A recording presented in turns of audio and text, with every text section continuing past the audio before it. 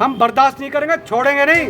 Love जिहाद का कोई भी मामला हिंदुस्तान में कहीं भी नजर आया, परंतु उस लड़की ने हार नहीं मानी। उसने कहा कि ना तो मैं तुम्हारी बातों में आऊंगी, ना तुम्हारे कहने से धर्म परिवर्तन करूंगी। ये उस लड़की की शहादत है। बॉलीवुड से कोई नहीं बोल रहा, कैंडल वाला कोई नहीं बोल रहा, इंडिया गेट पर कोई नहीं इकट्ठे हो रहे। कारण क्या? जातियां देखकर आप तय करते हो? क्या धर्म देखकर तय करते हो कि किसकी बेटी मरी? आप भी समझ रहे हैं, मैं भी समझ रहा हूं। खून के बदले खून, खून चाहिए। सरेआम हत्या हुई है।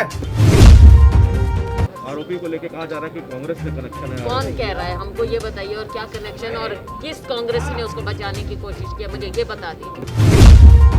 परिवार से क्या क्या बात की गई? सर परिवार से बात हुई? क्या कहा परिवार में? कोई बात हो पाई है सर? कोई परिवार से बात हुई है सर? निकिता मामले में एसीपी क्राइम के नेतृत्व में बनाई गई स्पेशल इन्वेस्टिगेटिव टीम निकिता के घर दोबारा जांच करने पहुंची। एसआईटी के इंचार्ज अनिल कुमार यादव परिवार से मिलने पहुंचे थे। हालांकि परिवार से क्या बात हुई इस बारे में उन्होंने मीडिया को कोई जानकारी नहीं दी। लेकिन निकिता के मामा एडवोकेट एडल सिंह, जो कि निकिता के परिवार की तरफ से मुकदमा लड़ रहे हैं, उन्होंने मीडिया को बताया कि एसआईटी ने आश्वासन दिया है कि अगले 10 से 15 दिनों में इस मामले में चार्जशीट दाखिल हो जाएगी और जल्द से जल्द इंसाफ मिले, इस और उनका प्रयास रहेगा। उन्होंने कहा कि 2018 में जब अपहरण का मुकदमा दर्ज हुआ था, उससे संबंधित भी एसआईटी के अधिकारियों ने उनसे बातचीत की है और जानकारी ली है। बता दें कि इस मामले में प्रदेश के गृह मंत्री अनिल विज ने फास्ट ट्रैक सुनवाई का ऐलान कर दिया है। उनका मानना है कि इस मामले में जल्द से जल्द न्याय होना चाहिए। उसकी जो इन्वेस्टिगेशन के बारे में बात हुई थी, हमने पूछा था हमारी इन्वेस्टिगेशन कहाँ तक पहुँच गई है। वो बोले कि आपकी इन्वेस्टिगेशन आधी से ज़्यादा होगी, 80% होगी है, 20% रह रही है, उसको हम जल्दी से जल्दी पूरा करके चालान परिवार के कितने लोगों से मुलाकात हुई है यहाँ पर? और किसी से मुलाकात नहीं की। तो कितने दिन का भरोसा दिलाया कि कितने दिन में चालान पेश जल्दी से वो कह रहे कि 8-10 दिन में शायद हम चालान। इसके अलावा और भी कोई बातचीत हुई थी आपसे?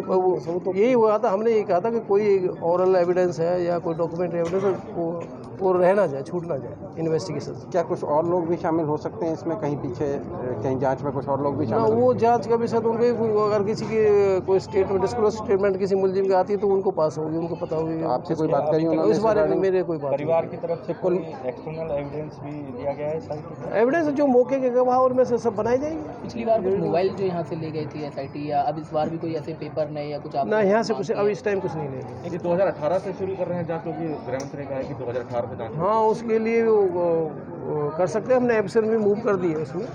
2018 में क्या कोई एफआईआर लॉन्च हुई थी? एफआईआर लॉन्च हुई थी 2018 में। अच्छा, तो फिर उसमें क्या रहा था पुलिस की तरफ से? नहीं, उसमें ये था, उसके जो दोषी था तौफीस, इसके घर वालों ने हमसे ये कहा था कि हमें हमारा बच्चा और हमारे परिवार में से कोई भी सदस्य इस लड़की से तू नहीं कहेगा, कोई फ़ोन नहीं कराएगा, कोई परेशान नहीं कराएगा।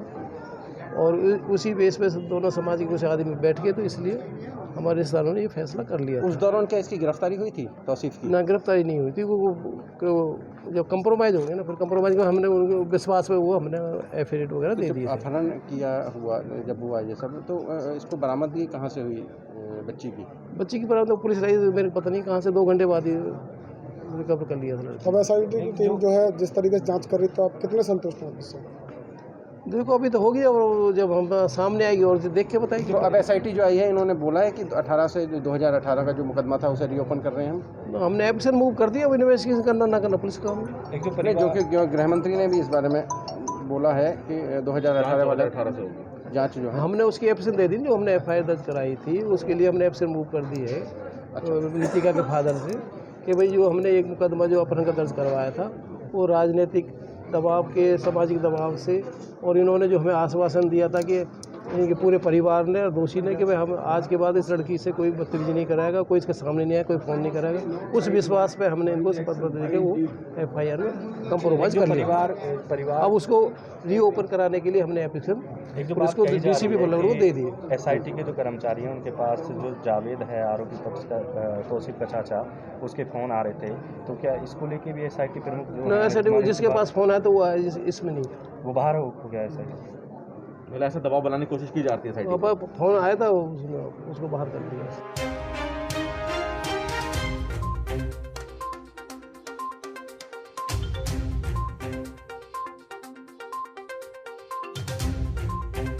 वहीं दूसरी ओर मृतिका नितिका तोमर के घर विधायक नरेंद्र गुप्ता व करनी सेना के प्रमुख सूरजपाल अम्मू पहुंचे और परिवारजनों को सांत्वना और सहानुभूति दी। नगर सोसाइटी में इस परिवार तोमर परिवार के बीच में और ये जो सैकड़ों लोग खड़े हैं, मैं इनके सामने एक बात कहना चाह रहा हूँ। हिंदुस्तान में अब कोई लव जिहाद नहीं होगा। हम लोग बर्दाश्त नहीं करेंगे। अगर हमको कानून हाथ में लेना पड़ा तो हम अपने धर्म को बचाने के लिए कानून भी हाथ में लेंगे। क्या केवल मात्र हिंदुओं की बेटियों को ताली नहीं बजाए भाई? ये नाटक मत करो भाई प्लीज। हाँ,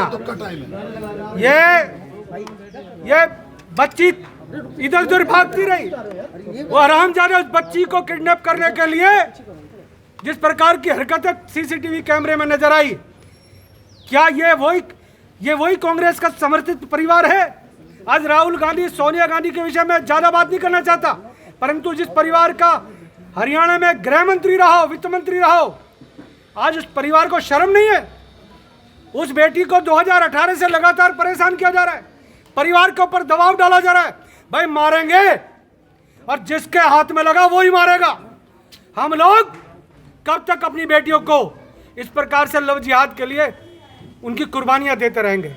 मैं बहुत दुखी हूं, मैं ही नहीं पूरा देश दुखी है। निकिता तोमर के लिए जो चैनल इस मुद्दे को उठा रहे हैं, मैं उनका धन्यवाद देता हूं, परंतु ये मुद्दा देशव्यापी मुद्दा है। पेरिस के अंदर, फ्रांस के अंदर जहां कट्टरवाद है, हिंदुस्तान के अंदर 110 करोड़ हिंदू जिस दिन कट्टर हो गए, ये औरंगजेब और बाबर हुमायूं का राज नहीं है। देश के अंदर 110 करोड़ हिंदुओं को चैलेंज किया गया निकिता तोमर की हत्या करके। हम बर्दाश्त नहीं करेंगे, छोड़ेंगे नहीं। लव जिहाद का कोई भी मामला हिंदुस्तान में कहीं भी नजर आया, और मैं तो मांग करता हूं प्रदेश के मुख्यमंत्री से, प्रदेश के गृह मंत्री से, क्या उत्तर प्रदेश के अंदर योगी सरकार जब निर्णय कर सकती है, तो मैं हरियाणा के यशस्वी मुख्यमंत्री और दिग्गज गृह मंत्री अनिल विज से मांग करूंगा, इसका भी फैसला जल्द हो। देश की भावना को समझें, प्रदेश की भावना को समझें। हमें खून के बदले खून चाहिए। हमें निकिता ने जो अपने धर्म को बचाने के लिए अपनी कुर्बानी दी है, इन नालायकों देखिएगा, जो रिवॉल्वर जिससे हत्या की गई है, उस जो रिवॉल्वर को उपलब्ध कराने वाला इस्माइलुद्दीन, इसका मामा, जो भौंडसी जेल में बंद है, और जिसने रिवॉल्वर दी वो, और उसके साथ जो यहाँ इस षड्यंत्र में बैठे हुए हैं। अभी तो 3 गिरफ्तारी हुई हैं, अभी 30 गिरफ्तारियां और होंगी इस मामले में, क्योंकि 2018 में जिस प्रकार से इस परिवार के ऊपर लड़की के निकिता के पिताजी खड़े हैं, ब्रदर खड़े, पूरी बिरादरी खड़ी है, जिस प्रकार से दबाव डालकर 2018 में फैसला कराया गया। मैं धन्यवाद देता हूं कि 2018 से इसकी जांच एसआईटी कर रही है, परंतु एसआईटी के अंदर एक और व्यक्ति की मांग परिवार कर रहा है। मैं प्रदेश के मुख्यमंत्री और गृह मंत्री से मांग करता हूं कि उस एसआईटी के अंदर एक व्यक्ति को और बढ़ाया जाए। मैं मांग करता हूं कि जो परिवार कहता है हमें न्याय मिले, हमें न्याय मिले पहले, और न्याय अगर बातों से नहीं मिला तो तरीके बहुत है करनी सेना के पास न्याय लेने के, न्याय करने के। हम लोग अपनी बेटियों की हत्या इस प्रकार से बर्दाश्त अब नहीं करेंगे। लव जिहाद, कोई अब्दुल बनकर राहुल बन जाता है, कोई तौसीफ बनकर, अंकुर बनकर अपना फेसबुक पर आईडी बना लेता है। इस प्रकार की गंदगी आज ना कोई मौलाना बोल रहा है, ना कोई मौलवी बोल रहा है, ना सोनिया प्रियंका वाड्रा हाथरस की तरह ड्रामा कर रहे हैं। ये क्यों चुप है? कारण कि आज इस देश की निकिता की जो हत्या हुई है, उस पर इनके मुंह में दही जम गई है। बॉलीवुड से कोई नहीं बोल रहा, कैंडल वाला कोई नहीं बोल रहा, इंडिया गेट पर कोई नहीं इकट्ठे हो रहे। कारण क्या? जातियां देखकर आप तय करते हो? क्या धर्म देखकर तय करते हो कि किसकी बेटी मरी? करनी सेना छोड़ेगी नहीं। और मैं कह के जा रहा हूं आज इस धरती पर, हमने भी सोच लिया है, अगर इस देश के लिए हमारे इधर से 10-20 शहीद हो जाएं, हमें फर्क नहीं पड़ेगा, फांसी हम भी चढ़ने को तैयार है, छोड़ेंगे नहीं।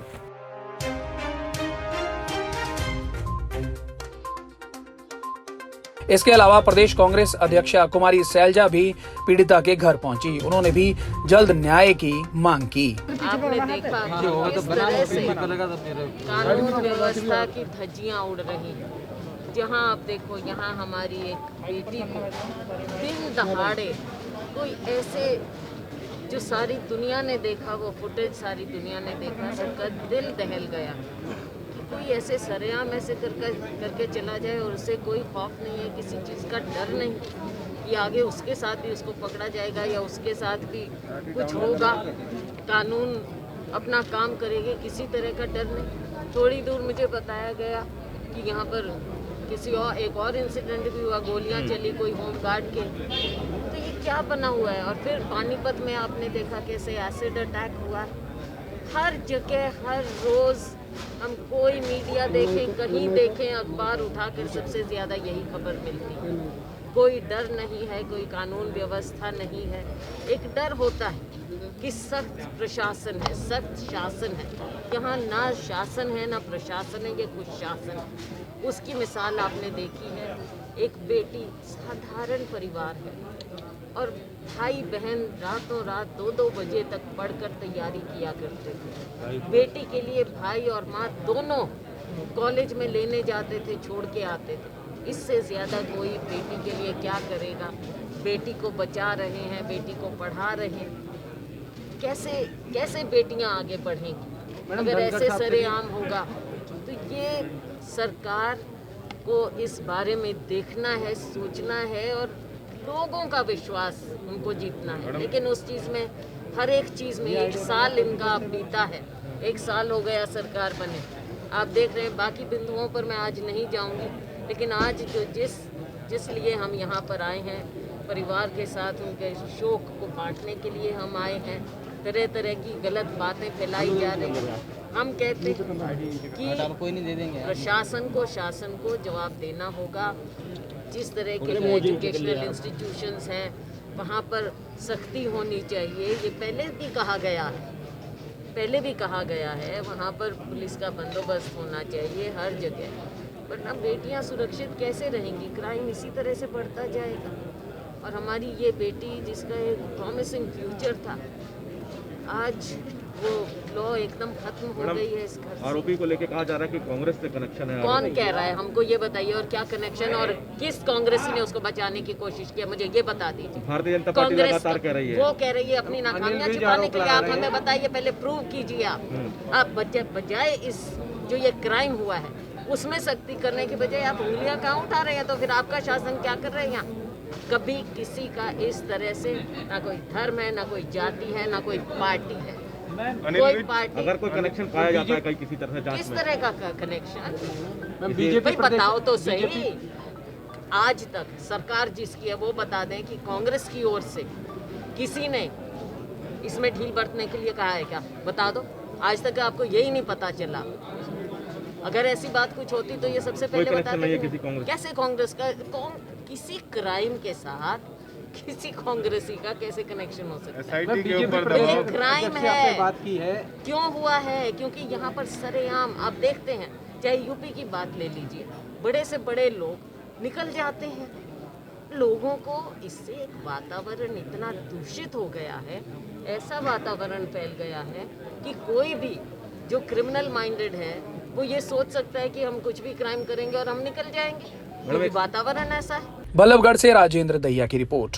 देश विदेश की तमाम खबरों से जुड़े रहने के लिए सब्सक्राइब करें सच कहूं और बेल आइकन प्रेस करके पाएं हर लेटेस्ट अपडेट सबसे पहले।